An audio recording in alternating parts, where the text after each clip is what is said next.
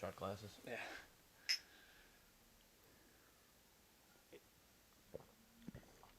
Cheers. Cheers. Brenden Davis. Kevin Hackett. Brenden Michael Davis, right? Yes. Nice. Kevin Jasper Hackett, No, correct? it's definitely not Jasper, no. Job. I kind of wish it was in a way. That's a pretty badass middle name. Yeah, for sure. What is your middle name? It's Thomas. Thomas. Yeah. Are you a fan of Peaky Blinders by any chance? Dude, I was just talking about that last night. I haven't seen Love it. that I've show. seen one scene out of it, and I was like, this looks so good. Yeah, you need to watch it. It's impeccably good. And It was- season 5's coming out. Have on you seen October 4th. the episode where they're like they're talking to some nuns? Yes. I think he like smashes their glasses or Yup. something. Yeah, that was epic, dude. I That's was in like, whoa. season 5, and This that's show looks coming awesome. out next weekend. So, Oh, so that show hasn't aired yet? that season episode, 5 I mean? hasn't. Yeah, no.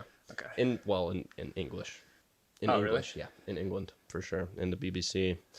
The big black English country. How's life, man? It's pretty good, man. Good. I shouldn't complain. I guess I could complain if I Everyone wanted to, can complain, but I'm not going to. that's an admirable choice. Life is good. Good. Business going good? Yeah, man. Fantastic. Staying busy. Like I mentioned earlier, I got the most expensive order I've ever had, Yeah. and then another big order, bunch of orders That's everywhere. awesome. Yeah. That's so cool. Yeah. You mentioned that it wasn't the highest quantity order. Yeah. What is the highest Highest quantity that Yeah. I've done? Yeah. 500, little maybe more than like just over 500 probably. Shirts, Yeah. I'm guessing. That's awesome. Cool. Yeah. That's How have you awesome. been, man? So fantastic. Life's been a roller coaster. 2019, best year of my life, 100%. Really? Yeah, because with the improv and everything going on, started the podcast back in December last year, which is just better than I could have imagined. Yeah, I can just tell you like love it so much. Oh, it is. Yeah, it's passion project to the T. It's Yeah. the best thing I've ever done. Really, I think creating wise, like from my own brain children, that's the best one. Yeah. Yeah. So you like, are you gonna make like skits, comedic skits, or are you more interested in like stand up and things like that? Well, that's actually a very interesting question. Right now, I've kind of pondered that a lot, and I'm about to take a stand-up class with Improv Cincinnati, which is cool, and that's who I improvise with. So I'm gonna do that. That's something I want to pursue because comedy is just my life. That's what I want to do with my life. So I'm going to go that route eventually, but right now, improvising is the best thing in the world. Yeah, I'm sure it so opens fun. your mind up in some Yeah. interesting ways, right? Like, Definitely. And there's this whole trope, and it's like, oh, college kids have to take an improv course. And I watched a Family Guy episode the other day, and it was like, you're 48. You don't need to be in an improv troupe. Get a real job. Something like that. Now it's like, well, that's dumb, because most people that take improv classes are businessmen or people in the business sector of the world. really?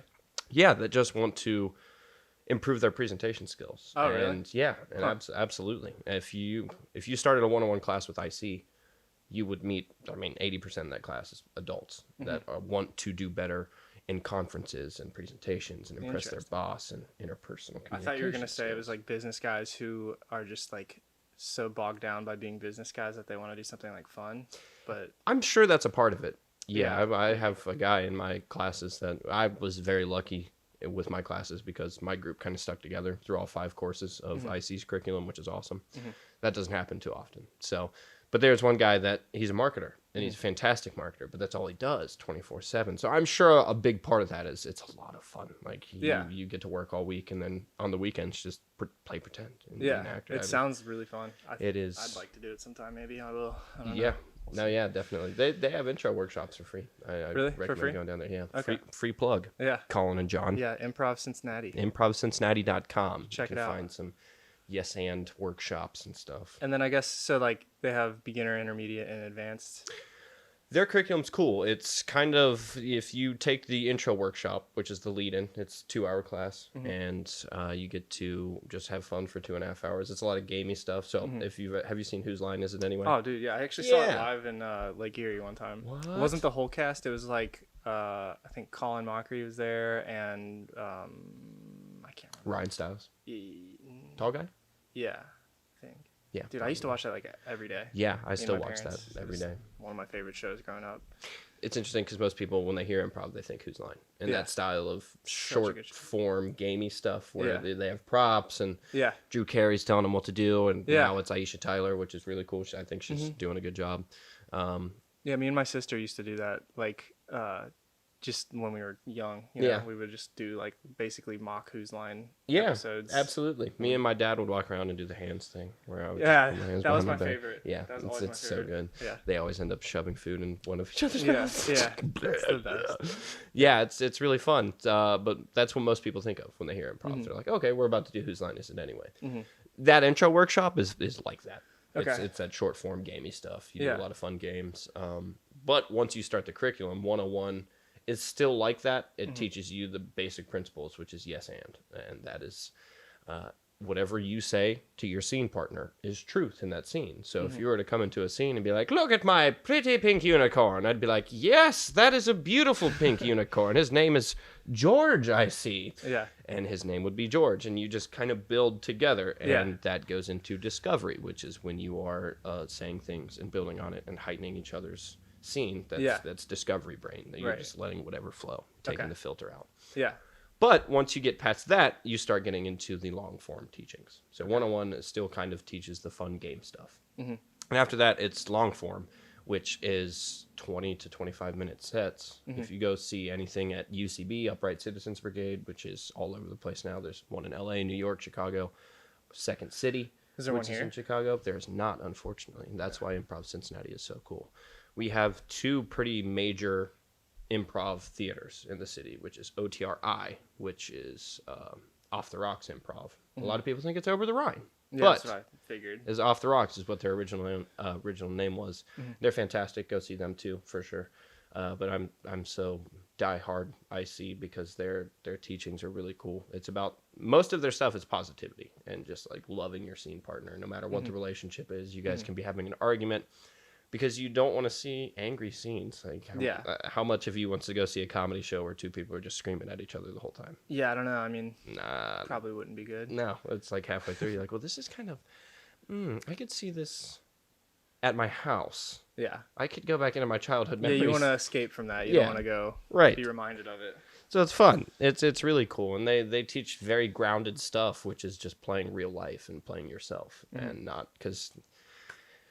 If you talk to a stand-up comedian and you mention improv, he's gonna be like, oh, I can't stand it. They go on stage, they make big fools of themselves, they do a lot of dumb accents and silly noises and shit, and that's not what IC teaches. I love it. Man, I'm plugging them hard right now. Yeah, no, it's cool, man. Hopefully they'll watch and reshare. Yes. And subscribe. Bingo. Definitely. My hopes, and this is, I haven't even talked to John and Colin about this. John Ulrich, Colin Thornton, executive director and artistic director of Improv Cincinnati. My homies. Yeah, they've given me a lot of opportunities the past year. So, yeah, life's been great. It's good. Very, man. very good. Glad to So, hear it. I recommend anyone trying improv. I want to just... Yeah. Oh, sorry. No, you're fine. I wanted to hit you with the hardest hitting question. I've been wanting to ask you about this for months.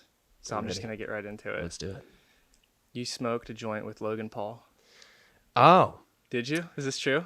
So, me and my buddies went to Ohio University at one point. I did not go there. My buddies did, but I visited them in a dorm. Yeah. And I walked in, and there was a joint being passed, and he was in the room, and it was the same joint. So I did smoke a joint with, not really with, but He didn't hit it, you're saying? Oh, I hit it. No, for sure. Did he hit it? Yes. So then you smoked a joint with him? I smoked a joint with Logan Paul. I didn't even talk to the guy, but he was in the room for sure. This is before he was famous, or Yeah, he was probably I mean, already kind of like blown up online or something, maybe? I think it was like he was already releasing videos. Yeah. But he wasn't like huge in the scene yet. Yeah. Yeah, he wasn't Logan Paul. He was Logan. But it was interesting. I mean, that guy He's is probably himself. still Logan to some people, I would think. Yeah, You know I what mean, his but inner yeah, circle. I know what you're saying, though. That He's guy's not like a huge ego and super famous. Yeah, and Same with he you. was just himself. Like he was that who he is on camera is Logan Paul. I wouldn't say that he plays a character or Oh, anything. really? Yeah, You just feel like he's that's, like, naturally? That's who he is? He's just a fucking jokester, man. Yeah. That Yeah, was he's pretty the whole funny, time. man. He He's is a comedian for sure. He is definitely. There's some stuff that I agree and don't agree with For the sure. Paul family. Absolutely. 100%. Yeah, but it's hard not to. yeah, they're controversial. You but can't really... I feel like unless you're like a little kid, you can't be like everything about them's great. yeah, for sure. Unless you're, that's a pretty good point. If you're a 7-year-old watching it, if your parents are awesome enough for a 7-year-old to watch that, yeah, you're going to be like... Yeah, for sure. You're just like obsessed at that point, but yeah. But as an adult, you can be like, okay, a lot of the stuff is controversial. But, I mean, shit, what isn't nowadays? Yeah, who doesn't have their controversies? We live in such an opinionated world. Yeah. It's ridiculous. I'm trying to make it a theme that I talk about Logan Paul in every episode at least once. I gotcha. So this is a perfect opportunity because you actually smoked a joint with him, Yeah, so it it's happened. not like I'm just bringing it up for nothing. I was in the room, that is for sure. Yeah, so you don't mind admitting that? No, not at all. Yeah, no, it happens. Yeah. It happened. Yeah, and that was, I mean, that was back in my fun days. So were you like, did you talk to him at all, or no? Not really. It was just kind of like I was an awkward wallflower at that point still. Yeah. Like I didn't know how to small talk with people. They'd be like, hey, how's your day going? I'm like, apricots. Was it like a bunch of people you didn't know too, or? Yeah. Mm-hmm. Oh, yeah. First time I'd ever visited OU. And yeah, it was a good time. Yeah. It was a very good time. I don't remember most of it. Yeah. I was very new to smoking at that time. It was like right after graduating high school. So I was like, cool, I'm part of the cool kids now. Yeah. It was one of those things. Smoking a lot, forgetting a lot. Yeah, that year I did smoke quite a bit of weed. That was fun. Yeah. A lot of my high school career was me going in and out of hospitals and stuff, so I didn't get to really feel like a teenager for most of it. Yeah. So as soon as I graduated. What'd you say? What was that about, if you're comfortable talking? Yeah, dude, anytime. I'll tell anybody this. My journey of hospital stays. I had depression, and I will suffer from chronic depression and anxiety my whole life, and I developed an eating disorder when I was 17. So I went to the Lindner Center of Hope. Thank you. Center of Hope? Yeah, which is in Mason. And I'll circle back to this later because I actually drove past it the other day, and I was like, fuck, because it was like one of those times where I had suppressed a lot of those memories. I'll circle back to that. Okay. Yeah, I was 17. I was playing soccer a lot, and at the time, you have body dysmorphia, and as a male having that, it was pretty tough, and I didn't realize that I had an eating disorder. I just thought that I always looked kind of gross. So I was like, okay, well, maybe if I cut back on a meal or two, I'll stop looking so gross. How did you feel you looked gross? Like you thought you were too skinny, or you thought too you were fat? Pudgy in some areas? Yeah, like pudgy is probably the perfect word for it. Like a lot of people think fat, but body dysmorphia is a mental condition to where if you look in the mirror, you don't see a reflection that is realistic to other people. Like your eyes maybe like are drawn to like parts of you that absolutely are more like flawed, if you want to call it that. Like, so I've had people kind of question body dysmorphia. They're like, how do you see something that's not there? And you just hit I fucked this expression up. Is it nail on the head? Yes. Yes. Nail on the head, yeah. Said head on the nail for 5 years. My dad caught me the other day. Sorry. My friend Steve said something the other day. He said schematics. Like, let's not get into schematics, but he was looking for the word semantics. So he did. There was another thing he said in that same. It was in the podcast, and I didn't correct him at the time because I wasn't. The word didn't pop in my head. Right. He said another word. So Steve, I hope you're watching. Good job, Steve. Let's get into the blueprints of this. Okay. And the schematics. Yes. Right. Yeah. Yeah, you hit the nail on the head. It was, I would focus, like my brain would only focus on the negative parts, which is something a lot of people think suffer from. Yeah. Probably. Maybe not the full body dysmorphia aspect, but most of our social media Generation X, millennials, whatever generation you're in, that's what we're fed constantly through media is the negativity. So that's what our brain focuses on. You could get 18 compliments in a day and have 2 people say crappy things to you, and that's what your brain focuses on when you go to sleep, which is bonkers to me. But every time I look in the mirror, I'd be like, oh, okay, I'm pudgy, so I don't want to be pudgy. I was awkward. I didn't have a good social set of skills at the time, so I was like, well, I can't talk to people, I can't pick up girls, so I might as well look good. So I would cut back a meal here and there, and then over the course of like 4 or 5 months, it went from 3 healthy meals a day to 2 healthy meals a day to maybe 1 healthy meal a day. And then for 2 months let me think about this, 2 months in late 2012, I would only eat a bowl of Cinnamon Life cereal with no milk a day. Just dry cinnamon How often cereal. were you doing that? 2 months in a row. That was all you ate for 2 months? That was all I ate. Every day? Yep. Once a day? Yep. Holy shit. It was after my parents had divorced, and I was kind of going in between. Yeah, you probably didn't have house much and of an apartment. appetite because of like just your mental state too. My mental state was awful back then. Yeah. I went through the whole, whatever you want to call it, scene emo phase. Even though I didn't dress like that, I was just, always walking around listening to Kill Switch Engage. And Red Jumpsuit Red Apparatus. Jumpsuit Apparatus You ever and heard My Chemical Romance. Yeah, actually. They just played it down the street at Legends. They did. Have you ever? Do you know Mark Borison by any chance? I don't think so. I'm throwing plugs left and right, and you're gonna get this sponsored. Do it. He just had them on his podcast, The Weekly Hookup. I saw that on Facebook. I was like, is he local? Yeah, and he had them on. He's a Cincy celebrity for sure. Dude, I really wanted to go. I was like this close to going. My friend Seth didn't want to go that night, and then my friend John like hit me up right after I was about to be like, fuck it, I'm just gonna go by myself. Right. And he hit me up and he's like, I want to come over and play some music. And I was like, listen to music or play music. I'll just play music. But I really wanted to see them though. It would have been cool, and I could have potentially even talked to them, maybe, you know. Yeah, like, easily, because apparently they're really nice guys. Mark was talking about it. I didn't realize they were playing there, but I was like driving by earlier in the day and I saw them outside, and I was like, what? Well, I didn't even know who they were, but then my friend was like, yeah, Red Jumpsuit. Did he play like one song? I don't even know the name of their song. Yeah, I just know that one like song. It's like, do you feel like a man when you push her around? Okay, ringing a bell. That was Red Jumpsuit Apparatus? Yeah. Interesting. It's a good song. That was Panic at the Disco for some reason. No.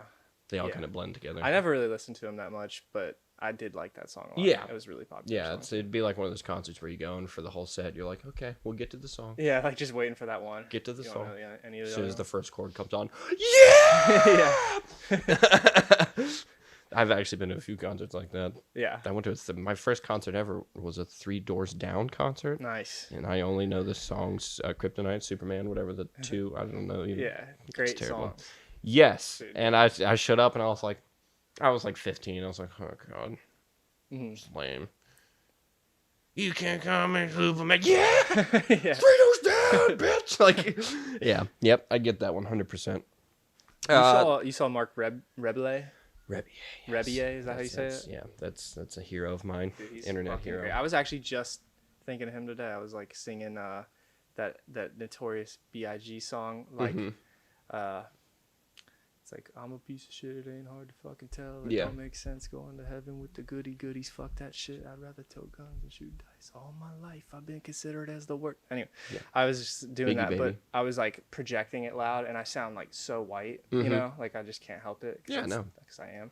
And like, I don't know. I felt like I kind of sound like him when he's like going in. Mark Rebillet, yeah. Oh man, he is one of the most soulful people on earth. I saw him at Mad Frog a couple years ago. If you watch the Cincinnati 20, I don't even remember what year it was.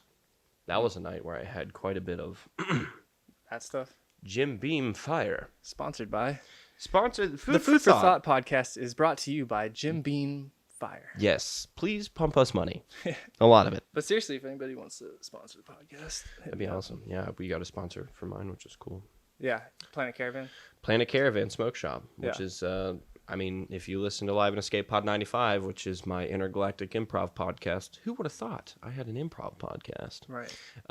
They sponsored it, which is really, really cool. That was a perfect demographic and everything. So yeah, I'm excited to get back. Yeah, that's a good sponsor for you guys. 100%. Oh yeah, because if you listen to it, I mean, it's definitely in that Stonerville, even if I don't really do that as much anymore. Yeah. Just because I work so much. Mm-hmm. It's 100%. If you had a joint and listened to that, you would have a good night. Yeah. Yeah, definitely. Are you you're still doing the podcast, or you said you haven't in a couple weeks? Yeah, we're on a break for a couple weeks just because we have a show for IC coming up that I'm tech director for, and I've just been improvising a lot and kind of getting into that scene a lot more. So I want to get more experience and grow so I can make the podcast better. And I have 2 co-hosts and a guest every week. So it's a lot of scheduling, especially for people that work in the media industry. You're talking about for your podcast, you have 2 co-hosts and a guest. Yeah, and it's a lot of scheduling. Shout out to Michaela Lang, Josh Cagle, my homies. Yes. We're going to get you on as soon as... Yeah, I was thinking about that too. Yeah, and we might have to do some improv a little bit at the end of this podcast to get your feet wet a little bit. I'm eager. Yes. Don't have too high of expectations for me, but I'll do what I can. The beautiful thing about improvising with people that have never done it is that you get to help them and just kind of lead them through their journey. Yeah. And I do this thing on podcast where I make you the hero of your own story, and I give you a quest at the beginning, whether it be we're in medieval times or whatever it is, and then we just go from there. So we'll play around with that later. Okay. Yeah, maybe after a couple more drinks. Okay. Sounds good to me. to finish the whole saga of my high school thing, I found out I had anorexia. That's a great segue, wasn't it? Yeah. Fantastic. We're gonna have some fun later. We're gonna do something fun. We're gonna bring it back down to earth real quick. Yeah. By the way, I had anorexia. By the way, yeah, I just want to not leave that open-ended. Yeah, for sure. It'd be nice to finish that. Yeah, I want. So I went to the Linder Center of Hope, and the day I found out I had anorexia, I showed up to the doctor, and I was like, "Hey, I have soccer practice tonight. Can we? Let's roll this up quickly." And she was like, "If you play soccer tonight, your heart will stop." Because I was that malnourished. You will die. You will die today. Today's your last Yes, day. my doctor was a 15th century plague doctor. Yeah. Yes, they had the beak nose and everything. Oh wow. Yeah, it was so great. they were practicing some pretty medieval. They were, yeah. They brought the tools out and they were like, "You will die if you play soccer tonight. We will amputate. And we're going to cut your limbs off beforehand, so you can't." No. But they admitted me that night, and for about 18 months, I spent my time in the Linder Center battling anorexia and all the depression and So anxiety. were you and checked stuff. in there like rehab? It was supposed to be rehab at first, like maybe a month of getting on a good food plan, kind of. But you seeing weren't a on drugs at therapist. all. It was solely just like. Oh yeah, no, you that were was, doing- it was just or no no? drugs, no No drugs drugs? or anything. Okay. Yeah, I didn't drink until my graduation party at high school, and I didn't smoke until I didn't smoke weed until the summer after I graduated high school. So Yeah, I mean, I personally think you look healthier now than I've ever Way seen you. Too. healthier. Like, I mean, even when I met you, I Yeah. feel like you've gotten a lot healthier. yeah, I've been Been bulking up. been bulking up a little Yoking bit. up. Yeah. Yeah. Well, as soon as you stop smoking dope, not weed, I gotta change that. That's a different vernacular nowadays. I just slipped into Yeah, I my was gonna grandma's say. speak. Wait, hold on. Yeah, no, never dabbled in that. Just Okay. smoked some weed, drank some beer, yep, had some fun. But once you stop, I did it for a while to cope with anorexia. It was the only thing that helped me eat. Like when I got out, I still had no appetite because Yeah. I was thrust back into stressful life, and that was tough. So I would smoke to get an appetite to eat, and that's what I did for 2 or 3 years. But after you stop that, it's like you need stuff to occupy. I had some your time. a lot of friends, or at least a handful like that. That even some now that I know that I'm not super close with. Some of them more than others, but like that are they're freaking skinny, man. And it's like they smoke a lot and stuff, and it's like I feel like if they just stopped smoking, they probably put on like 20 pounds. And it's healthier. I mean, it really is. It's sad, but I look back at pictures and I was like, oh yeah, I didn't look healthy. Right. I really did. Yeah, no, I actually like kind of relate to that because when I was in college, I never got like diagnosed with anything, but I feel like I had anorexia or something like that because I was as skinny as like 135 pounds, I think. Did you struggle with crazy. did you have conscious thoughts of being like, oh, okay, I don't want to get bigger, so I'm going to skip this meal? I definitely was like didn't want to be like fat, you know what I mean? Right. So I was really like concerned with like eating too much. Gotcha. And I was kind of a weird like sort of twisted ego kind of thing too, where I felt like I was like looked better because I was skinny. Oh you yeah, know what I mean? that's pretty much how I lived my whole life. Yeah, I mean, there's like pictures that I've got that are from when I was in college, and I think it was more towards the end of college, but like I was always pretty skinny. Yeah. And then like it wasn't until I left college where I kind of had that realization, but yeah, I have pictures from back then where my arms were like so thin. Real thin, and Yeah. it's scary. It is a scary thing to look at. I came back from college and I was like, I went through some stuff. I stopped smoking and things like that, and I literally put on 20 pounds in like a month, if not faster. That is exactly what happened to me. Yeah. It's because I mean THC does speed your metabolism up. Yeah, I big used to time. smoke a lot too. I smoked cigarettes and weed, and I was like, I was smoking a lot. And yeah, so I feel like it also like kind of coats your esophagus in some sort of smoky, film or whatever. Tar. Yeah, and I would like to say tar. Yeah, probably that kills your appetite too. Oh my god, yeah, you can't really wake up in the morning and cough up a tar ball and be like, I could Time go for for breakfast. some waffles right Yeah. now. Let's pour some Aunt Jemimas down this baby. No, I get exactly what you're saying. Yeah. Yeah, it's an interesting transition. I went about 4 or 5 years with just, I'd smoked for a while, and then I stopped working out. Period. I stopped playing athletics, so just kind of focused on media stuff. And don't go 4 years without doing leg day, and then print off an 18-page worksheet of leg exercises and not read the fine print, because I did that, and I did all 18 exercises, 3 reps of 3 sets of like 25 reps each. Mm-hmm. And at the very back page, the fine print said, only choose 4 exercises a night. And for a week, I had to call off work for a couple days because my entire lower body was debilitated. It was it was terrible. Do you work out now, or are you like? Yeah, I mean it's not like I'm a gym rat. Yeah. I don't drink. You go to the gym though? I don't actually. I do this home workout stuff. I have a couple dumbbells at home. Yeah, like 2. You can still get a great workout. Oh yeah, and I use my body weight because being 6'5", you have a lot of push-up body to go build the chest muscles with. Mm-hmm. So for sure, something I'm definitely working towards is getting a little beefier. Getting jacked. Getting just proteined up. Yeah, swole as hell, bro. Fuck yeah, dude. Yeah. Fuck yeah. I'm trying to look like Dwayne The Rock Johnson by December, bro. Do you like Churdleys? Yes. Are you kidding me? Yes. He has that one video where he's like, I don't remember the caption of it, but it's like a dude. It's him, and he's talking to a dude with a ski mask on, and they're just having a conversation. Like, he's like bullying him and like threatening him, but he's like, then he's like nice to him. He's nice as hell. Yeah. I love that because halfway through you get the reveal of like, so you're gonna give me your money, dude? He just pulls something. It's so good. Dude, yeah, I remember. I found them on YouTube for the first time like not that long ago, and I just like deep dived into all their content. I've watched a ton of it. It's hilarious. There's that other guy that he's on there on Churdley's a lot, but he has his own channel. Casey. There's a couple of them. That's not him though. Which one's Casey? He's the taller guy. He has short brown hair. Does he do like an accent where he talks like he's in like Game of voice? Yes, yeah. And then there's the other guy. It's like Wallace, I think. Oh, I know who you're talking about. Yeah. The curly hair. I'm pretty sure he has curly hair. He's maybe it's not. It might not even be his name, to be honest with you. I might have got it wrong, but Wallace and Gromit. He was in that like fuckboy skit where he's like behind the girl on the bench, and he's like, oh yes, he's like talking about like, Trevor Wallace. Trevor Wallace. Yeah, he was huge. I can't remember. I think he was on Wild 'N Out for a bit, or made a couple guest appearances. Really? Yeah, he does stand up too. Yeah, I've seen some of his stand up. That's so funny.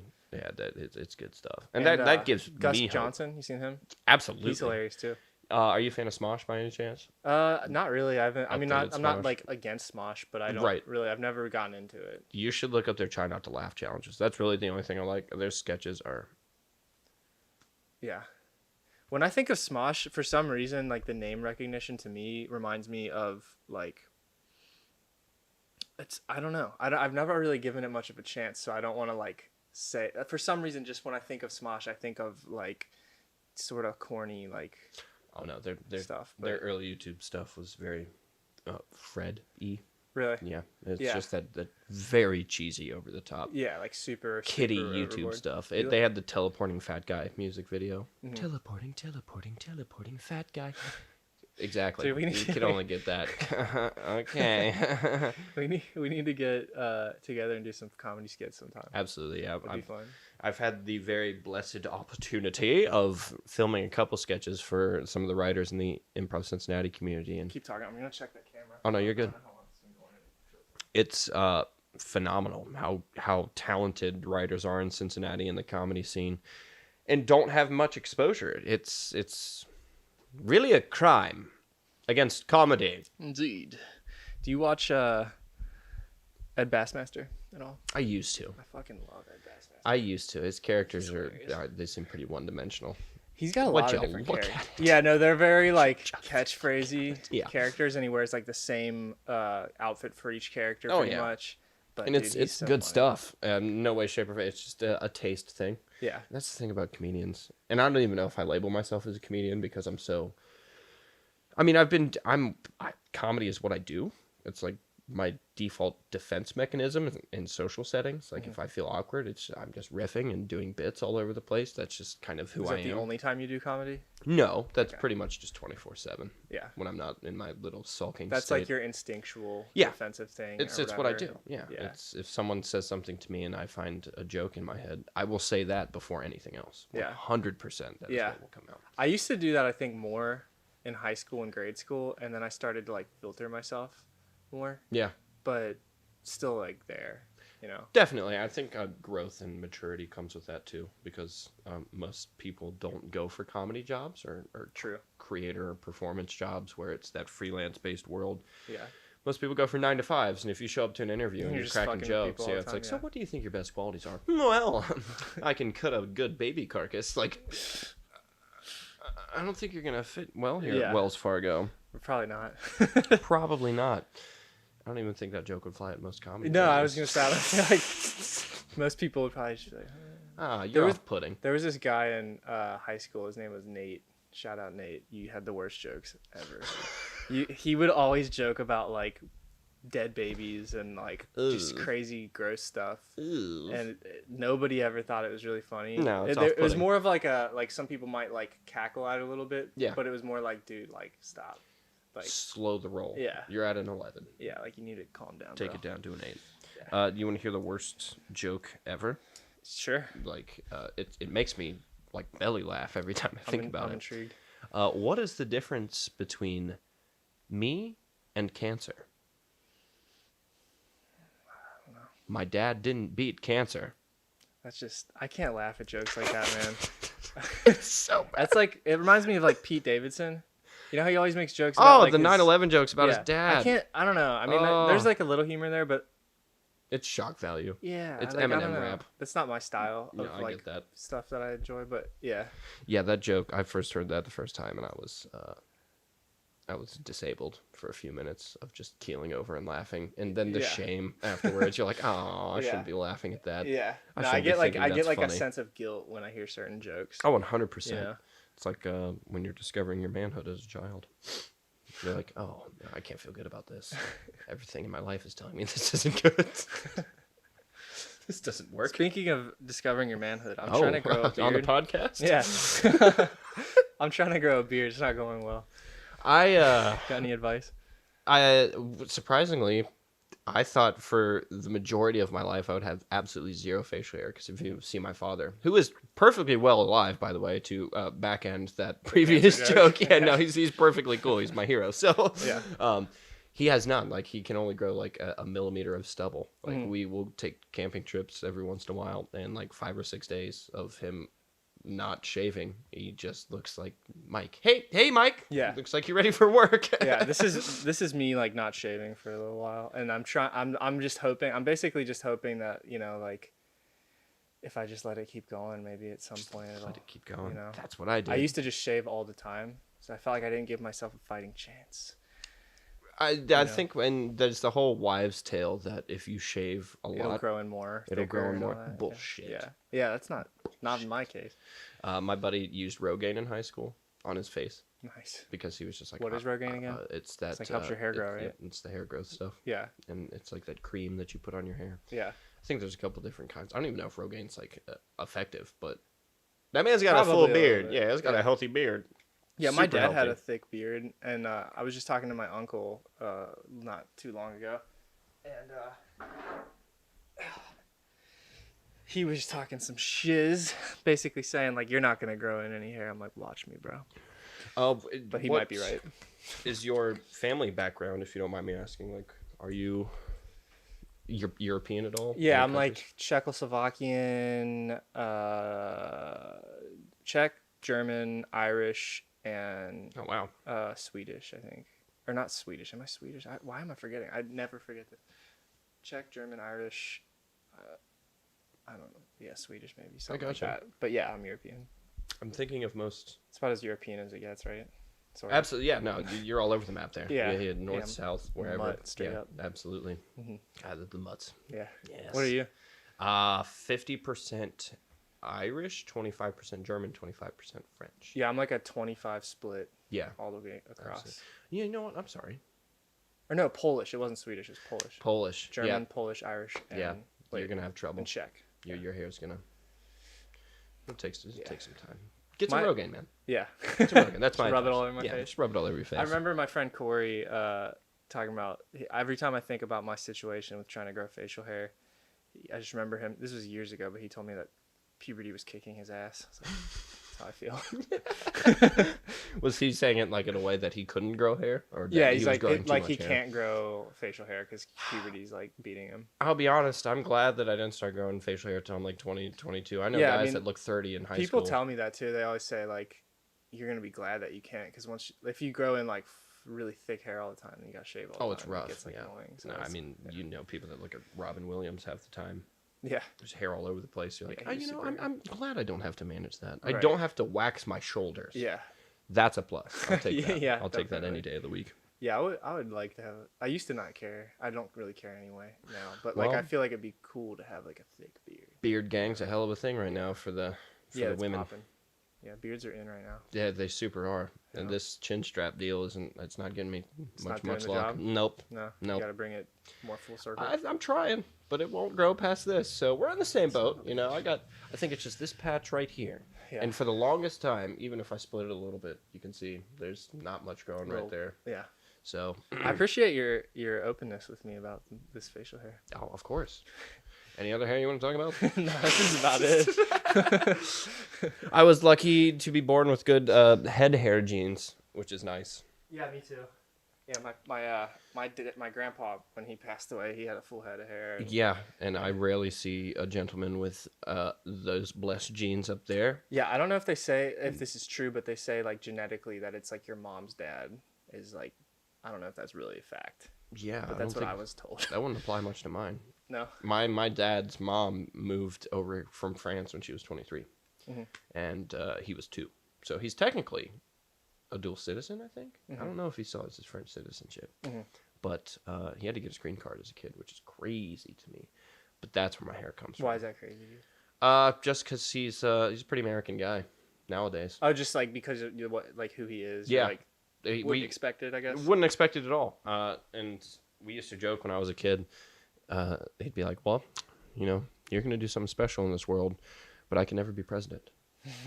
I'm like, all right. Are you telling me I need to be president of the United States? Because that's the only way. That's not going to happen.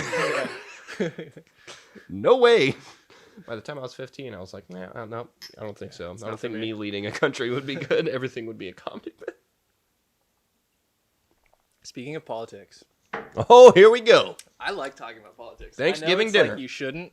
I'm very uneducated about politics. Okay. Well, I'm just curious. I'm not going to get that deep into it unless you want to, or it just happens to. But do you have you followed it at all? Like, because they're coming up with the 2020 election, you know? Yeah, briefly. Do you know who Andrew Yang is? Yeah, definitely. And I know a lot about the Democratic Party because most comedians and that comedy scene, they're liberals and Democrats. True. So that's 100%. What they focus on. And a lot of their comedy is politically based. If you watch any Saturday Night Live episode. Oh, yeah. That's actually kind of why I stopped watching Saturday Night Live. It's too fucking political, It's too political. I can't stand it.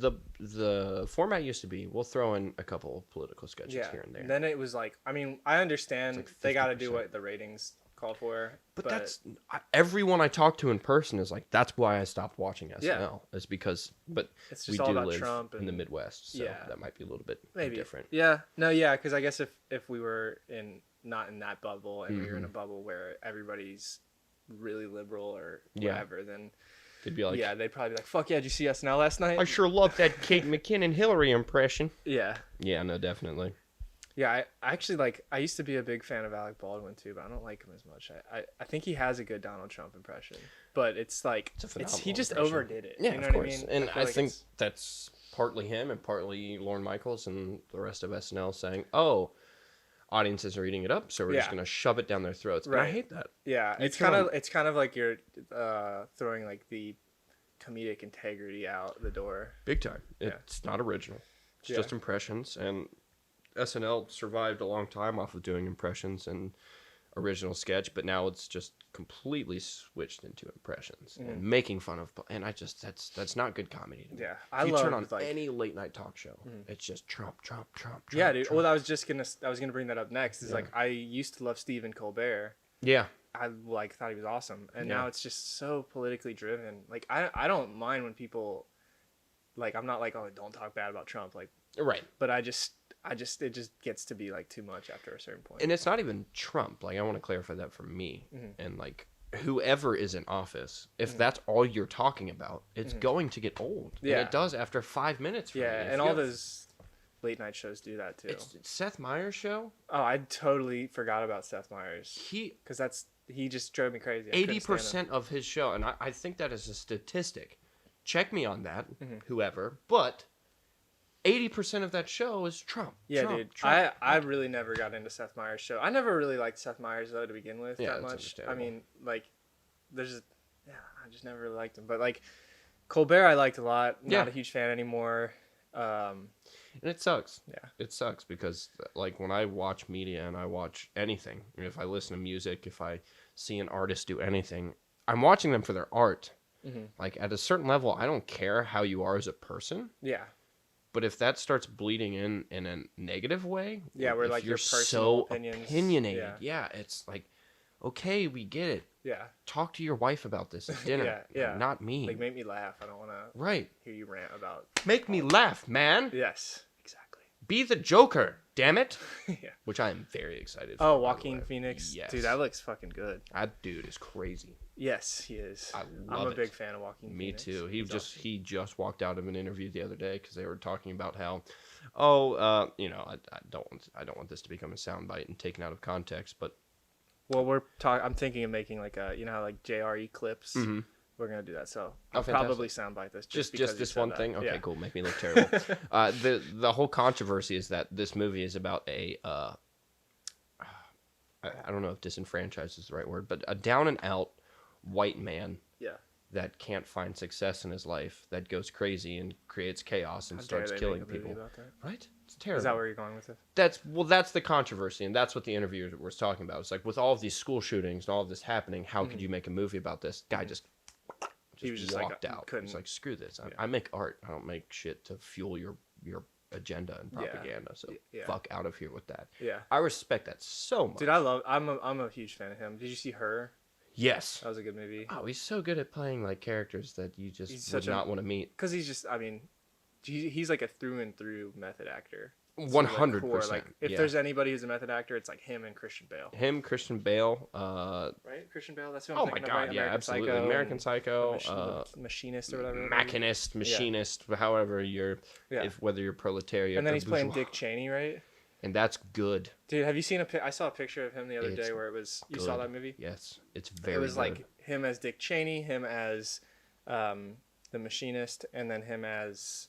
I don't know, one of the roles where he's like jacked, you know? And it's just like crazy that his body went through those transformations. Yeah, I think at one point...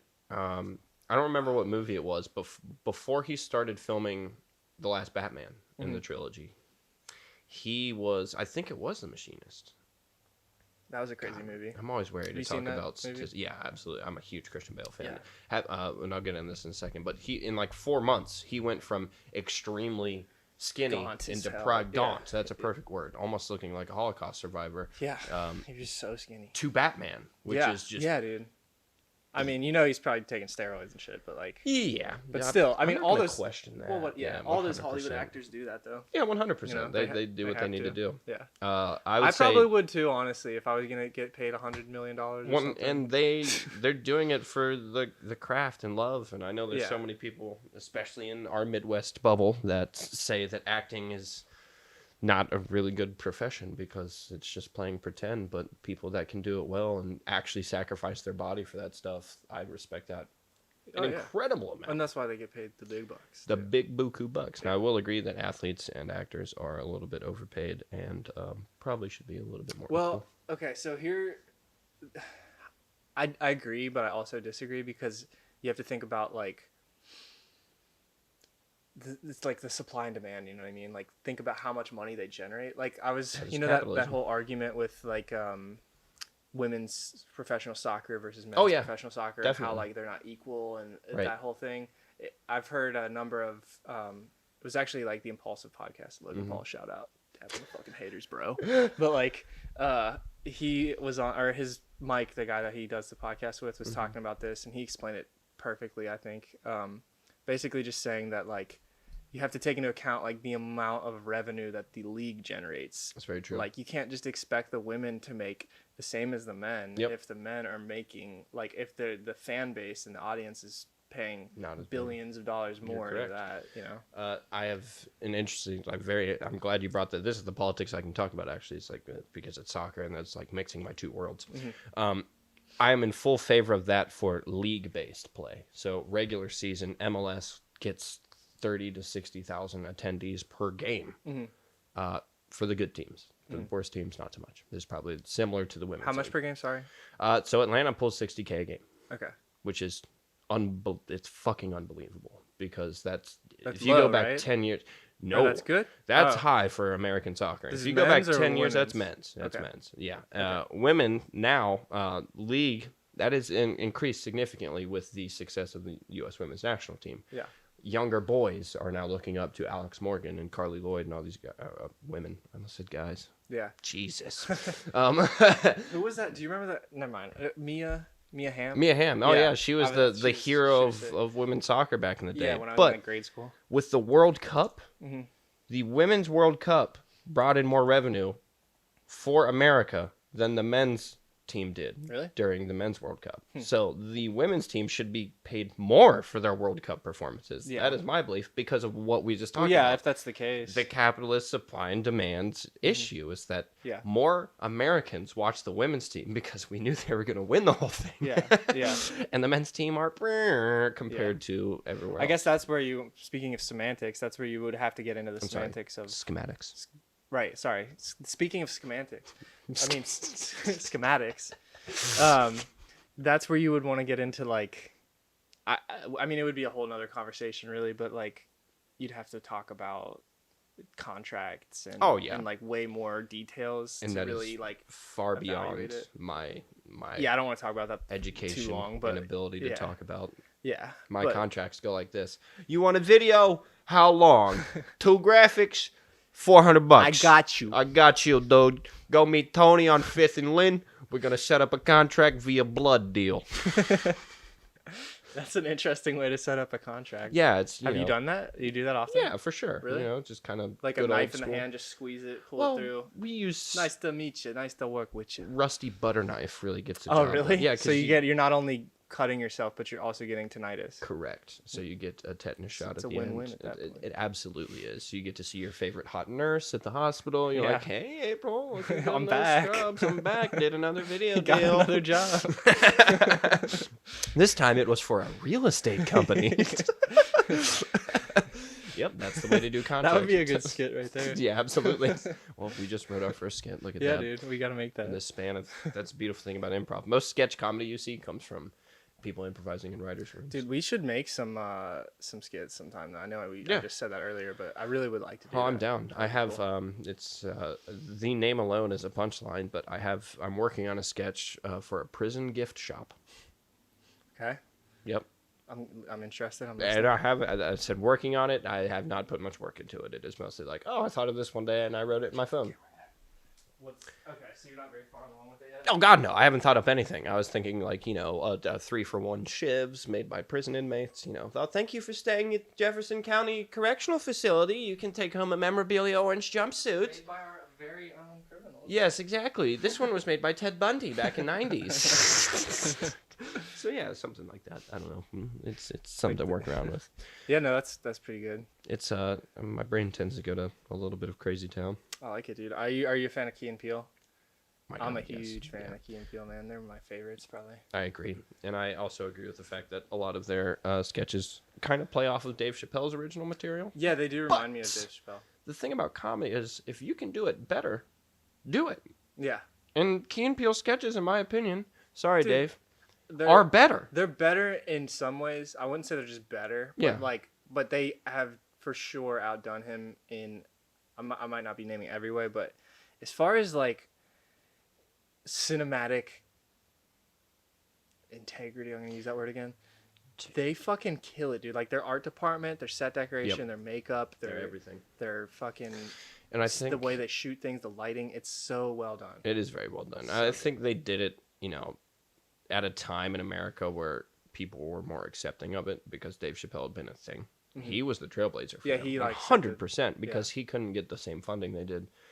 Comedy Central wouldn't allow him to say the same things, even though Key and Peele really didn't say the N-word too much. But Dave Chappelle, every sketch, I mean, it was just boom, boom, boom. Yeah. Boom, Did boom. you know? Did you ever hear why? Like, I don't know if I'm quoting this correctly exactly, but like I think he got offered like $100 million by Comedy Central. 200 million? Holy shit! Turn Yeah, it down. that's Moved to insane. Africa. And he was because he didn't want to release any ownership. Yep. He didn't want to sell out. He didn't want to basically I'm going to use integrity again, but he didn't want to give up any of his like artistic integrity. He didn't want to sacrifice any of his vision because they were basically it was like take it or leave it. But if we're going to give you $200 million, but you're going to have to bend Follow a our little rules. bit and You have to bend some over the what we table. want. Yeah. You have to be our little bitch. Yeah.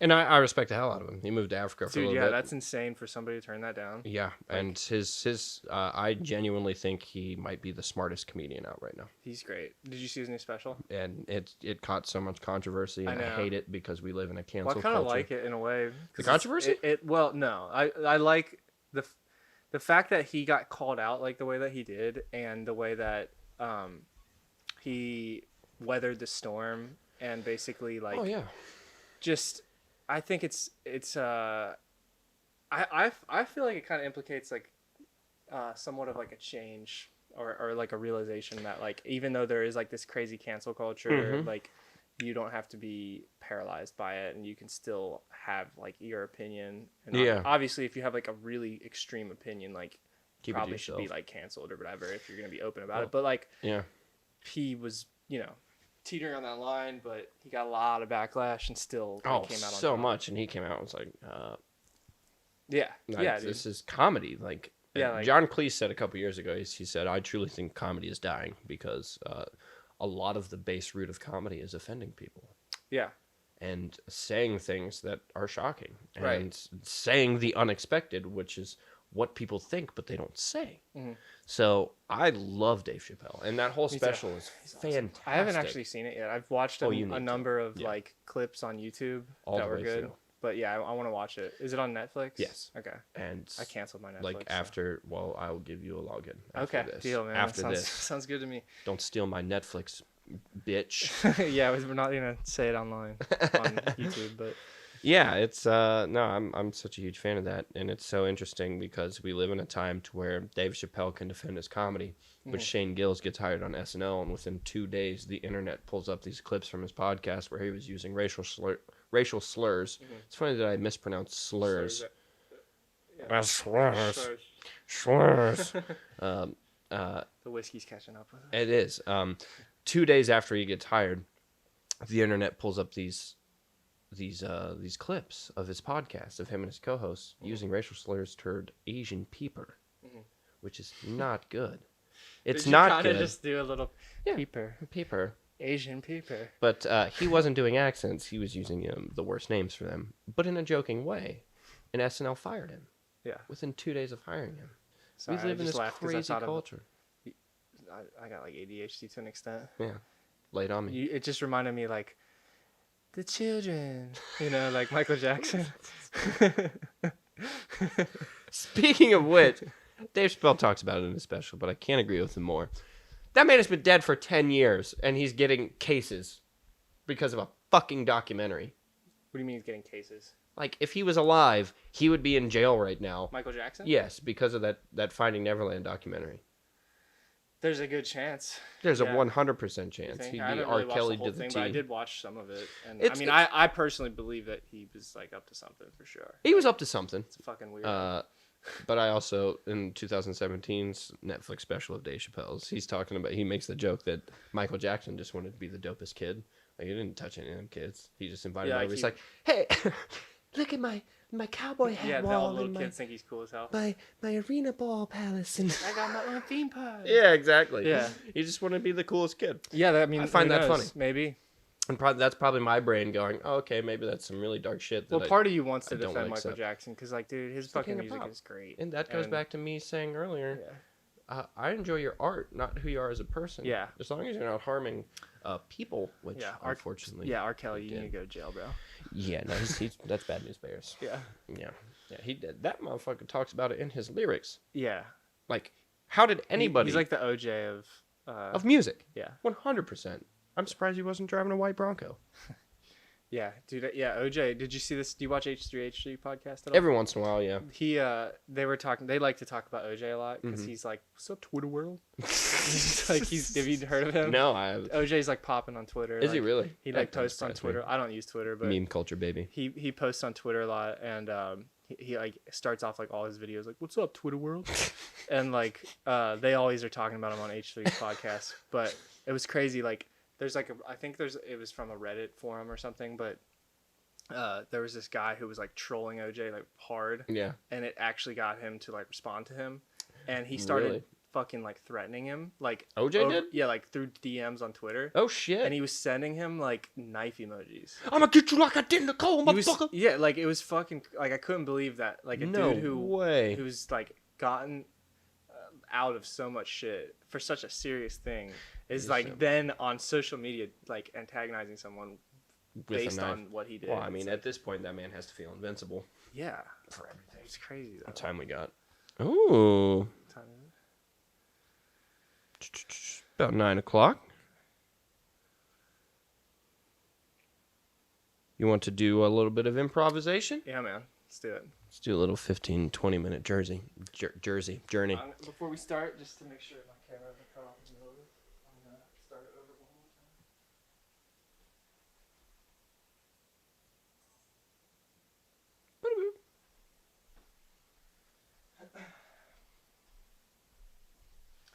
By the way, if anybody wants to donate to the Food for Thought podcast, links are in the description below if you want to send me money. We accept. I swear I'm going to use it for the podcast and not put it in my bank account or spend it on food. He doesn't even have a bank account. Right. Yeah.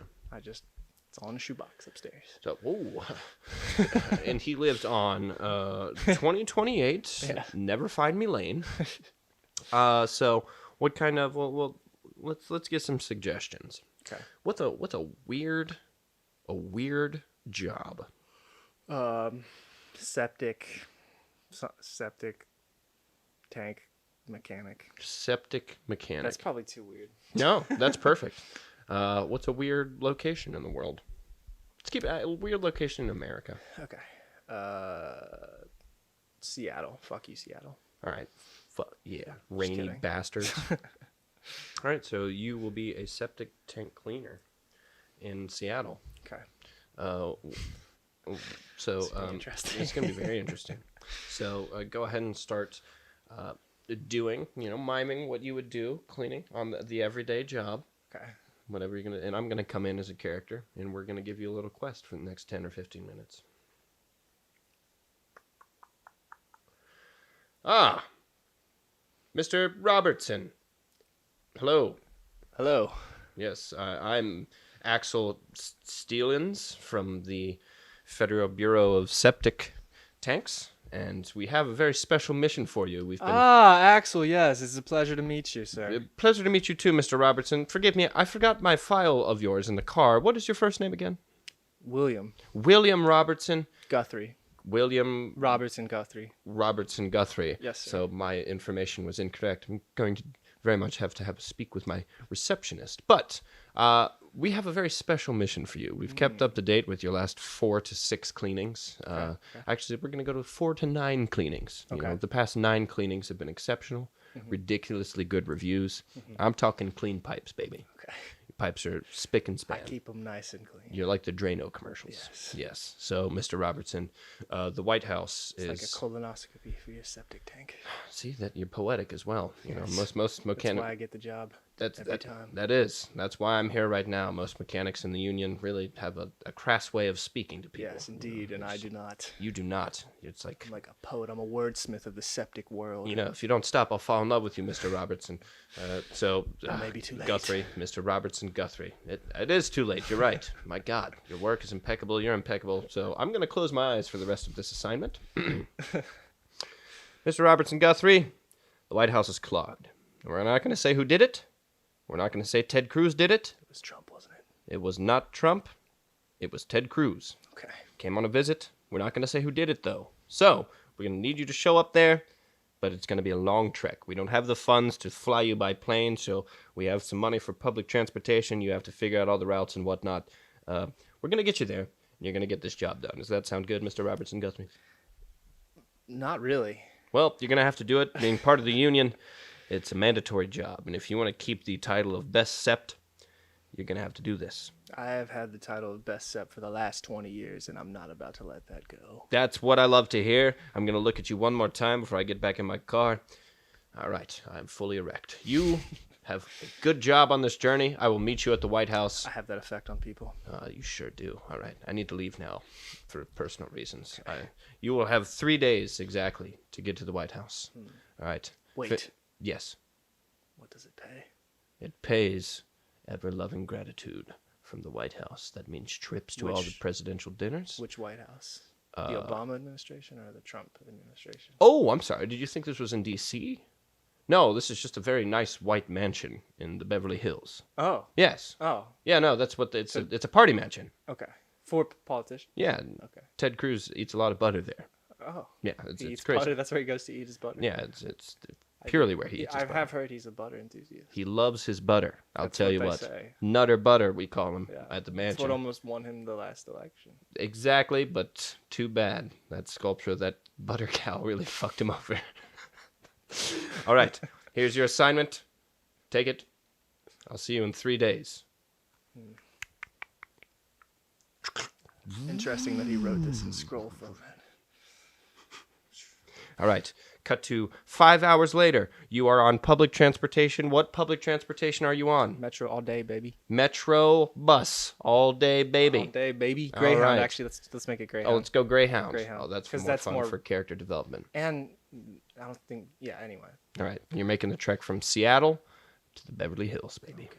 You have 3 days to do it. All right. You're in the 6th row of a Greyhound bus. This Greyhound bus is dingy, smoke-filled, because the tobacco laws haven't caught up with it yet. And the bus driver doesn't have the nerve to tell the man smoking to stop. No, in fact, the bus driver doesn't have any nerves. He's a robot. Okay. He's a robotic Oh, really? driver. Autopilot is his name. Tesla? Yes. Autopilot Tesla. Okay. He's a nice-looking robot, and you are looking out of the window on a cloudy Seattle drive down to Beverly Hills. Beautiful cloudy day. Overcast, just how I like it. Well, son, you look fine and dandy. You're a pretty good-looking man.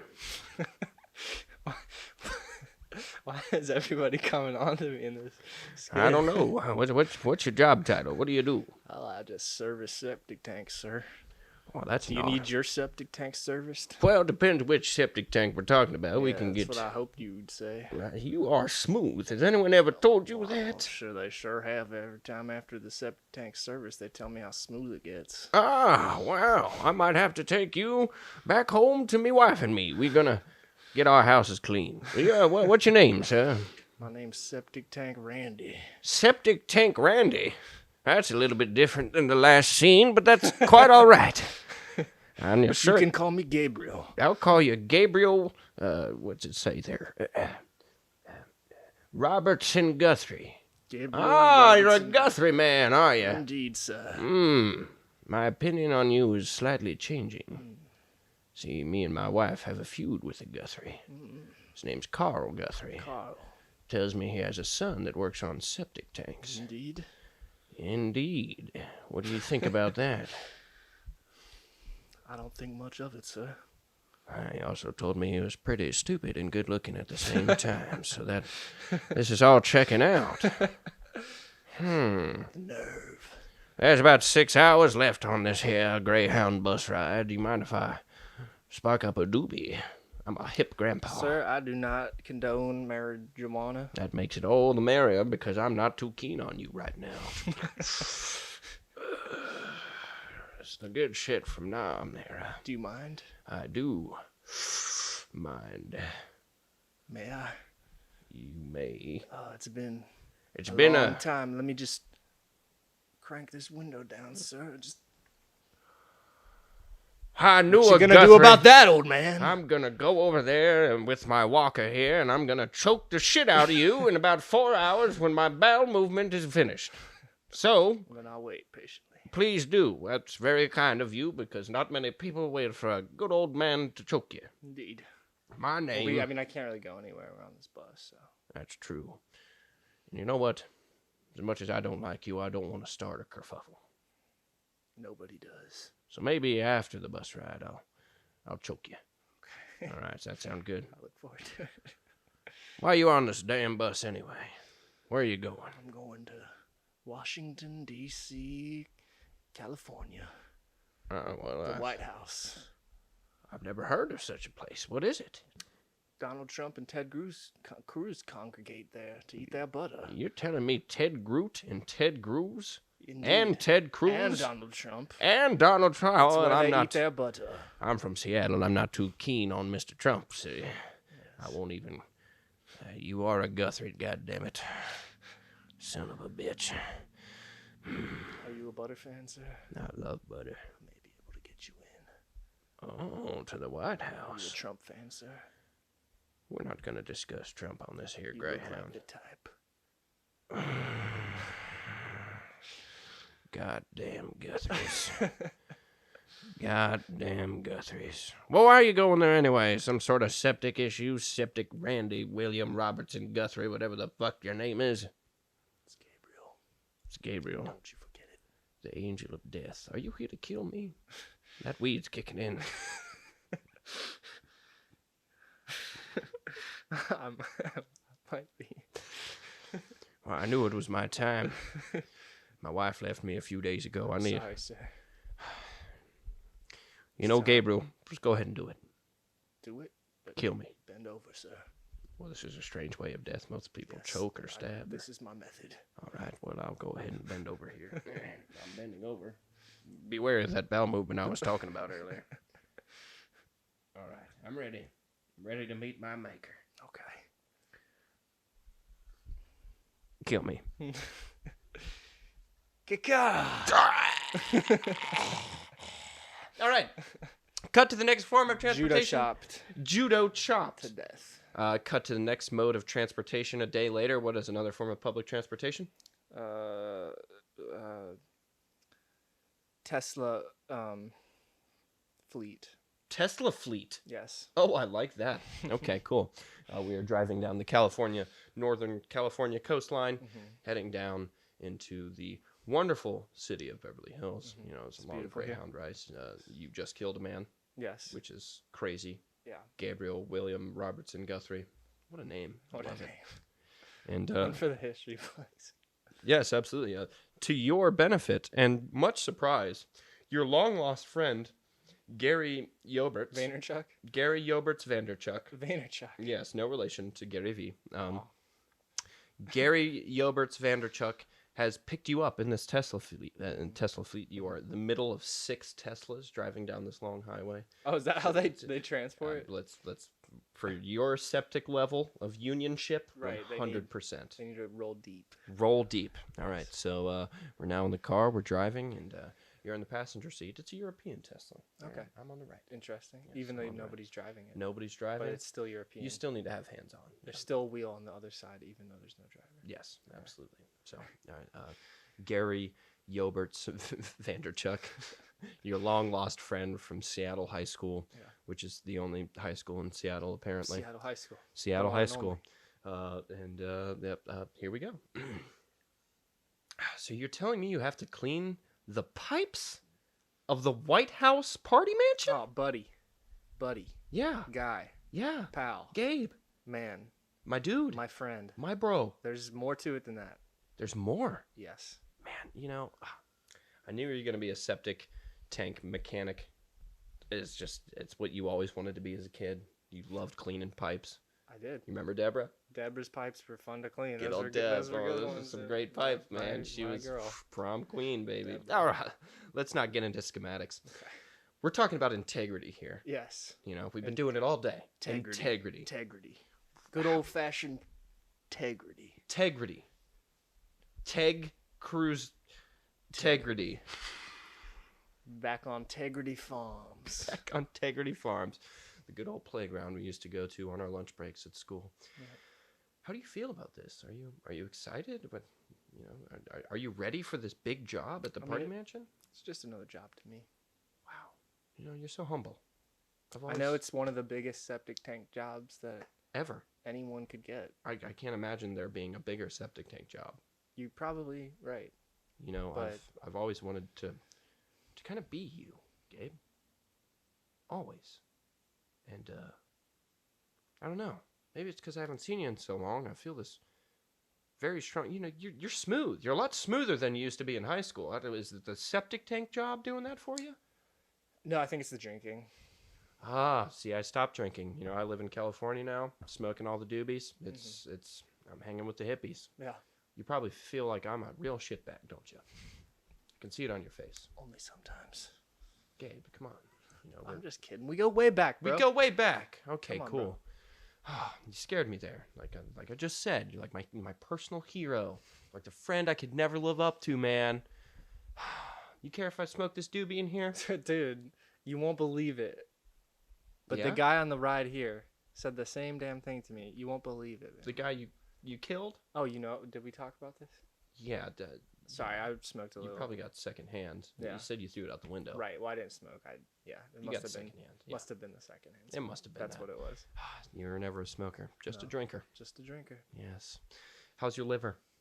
It's great. I know Thanks it's a for strange asking. question. Yeah, Thank of you for course. asking, You know, yeah. It's good. my girlfriend is a doctor, so if you want to take just a quick look at it, we can make a stop and We can open just that look at it? open Could that she just body look up. at it? She can just look at it. Okay. Just give it a quick peeksy. Yeah. You down? I mean, no, not really. So humble, man. Well, we'll be there in about 5 minutes. Is there anything you want to get off your chest? You know, long lost friend. Did you said you wanted to smoke?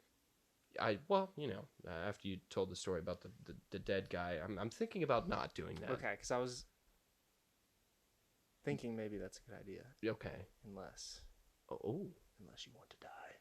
See, I don't, Gabe. Okay, See, okay, you know, you're so smart. Right, You're so damn smooth, man.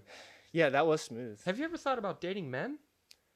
All the time. Oh wow. Yeah. Well, you know, here's my number. I'll tell Deb. Oh yeah, I'm dating Deb now. That's cool. Deb is dead to me. Deb is dead. And Deb will be dead. For dating my best friend. Oh shit. Okay, so septic tank and hitman. Well, looks like we're at the White House. Gabe, go ahead and get out, because Okay.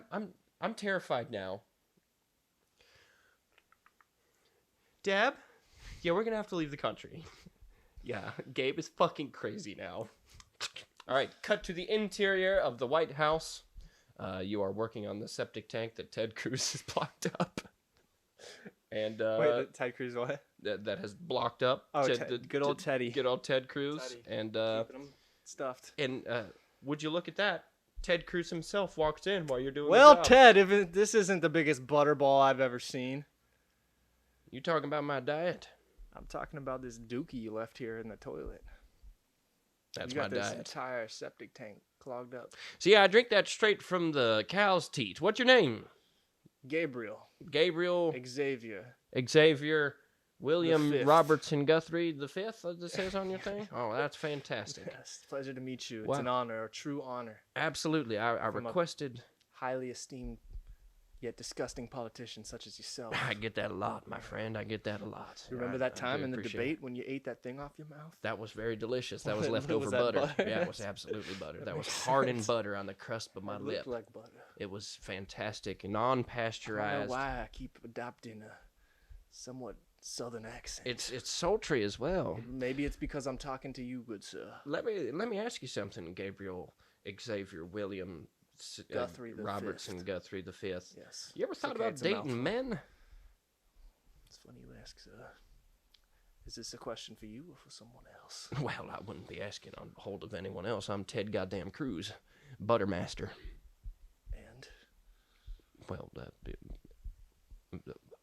have you thought of dating men, well, Mr. Cruz? I haven't until I met such a smooth septic tank mechanic, such as yourself. You're talking of me, sir. I am indeed. Oh, wow. What an Gabriel, honor. yes, it is an honor. So what are you doing after this here septic tank cleaning? I was just thinking of going back to my Airbnb and heating up some toast and some butter. in Don't that you bitch. say it. Don't you say it, you bad son of a bitch. Oh, man, that's a good night for me. Well, I'll tell you what. Here's my information. Go ahead and give me a call. It's a long number you have here, sir. Yes, it's a British number that will be rerouted It's a through the very Cayman large Islands. business card. Yes, we do everything bigger in Ted Cruz's. Yes, you are the governor of Texas. Am I? Everything's bigger in Texas. I can't remember. There's so much butter in my brain. So. Yes. I think that's what I am. Yes, that's what you do. Well, you did a fine job. The septic tank is clean, and the White House mansion is back to its party-ready butter state. Thank you so much. I'm gonna go ahead and get your supervisor. A job well done, sir. I'm gonna call him. It's an honor to serve my country and my countrymen. Man, you are smooth as, dare I say it, butter. Fantastic. All right, he did a good job. You can come on in and congratulate him. I'm going to go inhale some butter, probably snort some as well. All right, Robertson Guthrie V, you did it. Hell of a job. Unfortunately, you are out of the union. Apparently, you killed a man on this journey? Oh, I don't know what you're talking about, sir. Well, 7 eyewitnesses on the bus did, including the robotic driver. So, you're out of the union. You did a great job, but your title as top sept is gone. Fuck. What are you going to do about that? That was my only pride and joy. It was the only thing. Now all that's left for me. It seems to be his murder. It's the taste of blood. And butter. Yes, butter. Buttered toast. Buttered toast. Well, I have to say it's a damn shame that I have to release you. You are a smooth criminal. I'll tell you that right now. Thank you for doing your service. And I hope we meet again in the future. In the sequel, Blood, Butter, and Buttered Toast. Yay! A murder mystery with politics. We did it! Mechanic, septic tank from Sounder, Seattle. Yep, that was good. Serial killer. That was fun shit. That was fun. That was good times. Cool, man. This was a blast. Yeah. I think you're ready for Live and Escape Pod because it is nowhere near as crazy as that. Yeah, it's pretty all over the place, pretty out there. What characters did we meet? What is this? We met Gabriel, Xavier, Williams, Robertson Guthrie V, Axel Steelenson, the head of the septic mechanic union. A true gentleman. I forget the old man's name. I forget as well. And then Gary Yoberts. I couldn't remember my own character's name. No, we kept making up. That's why that was kept fun. Adding just to it. That's a big ass name tag. The name, so just grew and grew. Yeah, that's improv. But this has been a blast. Dude, yeah, I love doing that stuff. So yeah. Whole podcast has been fun. I hope I can be on again soon. Yeah, dude, I'd love to have you back on. Yeah. Sundays will be an open day. So, yeah, let's make it next time. Hopefully I'll be able to stay longer. I probably have to bounce here. We can do more improv too. Oh, definitely. Like more of a percentage of the whole podcast. Yeah, that'd be definitely. Did you enjoy that? Was that a good time? Yeah, it was fun. Good. Yeah, it's if you have someone that can just build and you yes and it, it's a fun time. Dude, I think we would, if we put our heads together and just spitballed with ideas for like skits. Yeah. We could probably come up with something pretty funny. Get the writing brain together. Even if it's not like the best thing ever, like it'd be fun to shoot and you know what I mean? Yeah, absolutely. Oh, definitely. Yeah, no, 100%. You could definitely do that. That's what I want to do. Get my sketch brain working. Yeah, I mean, it reminded me of a number of things, but yeah, like Whose Line and when I used to do that a lot, like I mentioned earlier, like with my sister, and then my friends and I used to get together in college, and we would like write little shorts and stuff like that. Absolutely. So we should do that. I'm down. Maybe that could be a podcast episode. Yeah, we could just like brainstorm and sketch writing. Yeah. Yeah. That'd be super fun. I want to like really shoot something though. You know we will. Yeah. But we can write it during the podcast and then shoot the hell out of it. Okay. Oh, I almost made a bad joke. Glad I didn't. I almost did that the other day too. Yeah, you got to be careful with shooting jokes nowadays. For sure. Big times. Well, this has been Brenden Davis. I'm Kevin Hackett for Food for Thought. Episode 90. Episode 6. Thank you guys for watching. Yeah. I'm Brenden Davis. That's Kevin Hackett, obviously. Yeah. Yeah. Aspiring comedian, stand up, maybe in your future. Stand up, I would say improviser right now, creator of Live and Escape Pod 95, AV freelancer. There's a lot of titles I could go with, but I like Brenden. Do you have a YouTube channel? I'm building one. Yeah. Yeah. Yeah. We're gonna be building one for improv and sketches that probably some of our stuff will end up on. Like Not for Improv Cincinnati, but Correct. like it'll be a personal channel. For It'll be a lot of community people that are writers that write sketches. It'll be a lot of their sketches put on the YouTube channel. Okay. I already talked to them a couple. Are you gonna shoot the sketches? Or Oh you yeah, definitely. Okay, so it's not gonna be like. I've already shot a couple of them, which is cool. Really? Yeah, so Cool. I get to work on that a lot more. And if there's any that I will need help on, which is probably a lot in the future, I will call you and see what your availability is for those. But yeah, definitely. This has been a blast, man. Thank you so much. Yeah, really good time too. Thanks for doing this with My pleasure. Yeah, I will be a reoccurring guest if you'd like. To have you be the back Paul F. Tompkins of Food for Thought. Paul F. Tompkins. Just show up all the. If you listen to any major comedy podcast, he's been on it. You want to do one more shot? 7 times. Let's do one more shot. Let's do it, man. Celebratory. Let's finish her off, baby. Yeah, I'm gonna be up late tonight printing. Are you really? Probably till my sleep schedule's fudged, and Fudged in the butt. Yeah, and I did a big order. You saw that order in there, right? Yeah, that's a pretty big ass order. 300.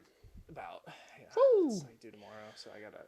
While we're taking our shot, what do you do to keep your brain preoccupied? Because I know that printing can be because it can be pretty monotonous. I'm guessing. Oh yeah. I do a lot of podcast listening. Yeah, that's the same. Have you listened to Live on Escape Pod? Yeah. Like listened to a handful of episodes, yeah. There's one episode to listen to. That is the brainchild of my brainchild. It is episode 13. Okay. Because me and Zach Roth wrote it. Okay. I might have listened to. I think I listened. Did you credit him in it? Mm-hmm. Oh, he's done a lot. Shout out Zach Roth. Yeah. Thank you for editing my YouTube videos and the masterful screen printing tutorial explained by a novice, because that's one of my more popular videos. That's gold. If you haven't watched that yet, please do. Hella dislikes, but it's all good. Come at me, bro. Dab on the haters. Shout out Logan, Paul, Jake, Paul. Day, bro. Paul gang. Yeah, man. Check out Brendan's podcast. Yeah, you can find it. Escape Pod. Apple Podcasts, Stitcher, Google Podcasts, Spotify, anywhere you listen to your podcasts. It'll be Live and Escape Pod 95. Will your YouTube channel be under your name, or will it have a different name? Oh, I'll probably have an answer for that next time I'm on. Okay. Yeah. Right now it's kind of in the development stage, which is really cool. But right now you can find me on the podcast. And if you live in the Cincinnati area, please check out Improv Cincinnati, Clifton Performance Theater. It's on Ludlow Avenue. They have shows every Saturday at 8 p.m. There's a lot worse ways to spend $12 on a Saturday night in Cincinnati. And you'll get 2.5 hours of absolute joy. Do you plan on doing that for like a long time to come? Yeah, that's my only long-term plan right now. Good. Yeah, I know, like when we went to lunch recently, and like I said, I was gonna check that out. I haven't been still, but I do want to go. Yeah, I'll let you know when because my house team is being announced as a house team after If Cincy, which is this weekend. So next weekend. Mm-hmm. I might even want to get involved in some improv stuff, man. I really do love comedy, and I love improving, and just like the thought of doing it. I haven't done a whole lot of it, but my limited experience in doing it, and just my love for comedy, I mean, I feel like I would enjoy it a lot. So, hungry? I don't even know what that was. I think I might have a xenomorph inside of me. Is that a Live Escape Pod thing? That's an Aliens thing. Like the movie Aliens? Yeah, yeah. Oh. Yeah. Yep. Okay. Yeah. Hey, if you couldn't tell, I'm a nerd. Sorry, man. Me too. But yeah, thank you guys for watching, and please hit the like and subscribe buttons. If you want to help produce the show, we do have a budget that we're trying to raise of $5,000 to $10,000 for camera gear, live switcher,